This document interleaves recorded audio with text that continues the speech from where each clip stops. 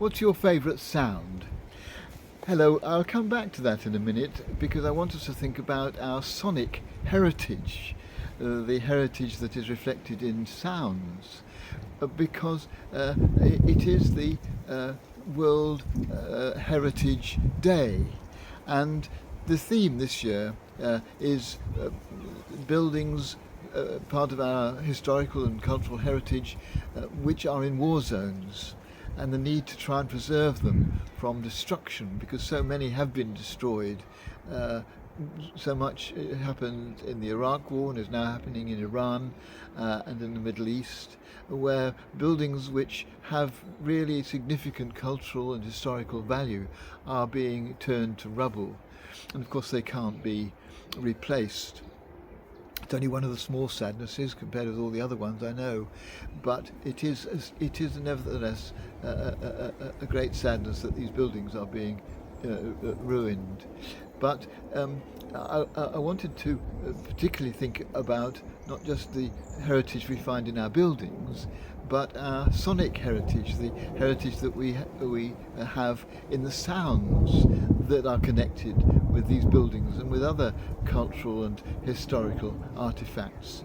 It's something that has been drawn to our attention by a website called Cities and Memories by Stuart Folks, who's gone round and gained support from others in going round some 68 countries and gathered 270 sounds which reflect the cultural heritage of a particular group of people or a particular period of time. For example, here's one which comes from the inside of the Sistine Chapel.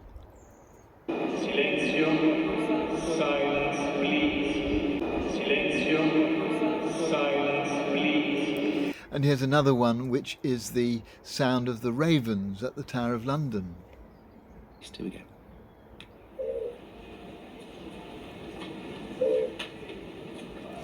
Now, I don't think that these sounds have a particular value for people who haven't actually been to those places. The memory of that the sound brings back is going to be a visual or another kind of sensual one. The sound alone doesn't quite do it, but it does remind us of how important the sound of a place is.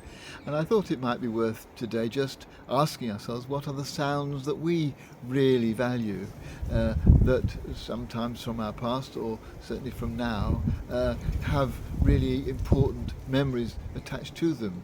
It might be the voice of a particular person, or it might be a particular piece of music that we associate with a particular event, or it might be something in nature like the noise of the wind through the trees or of the waves on the shore.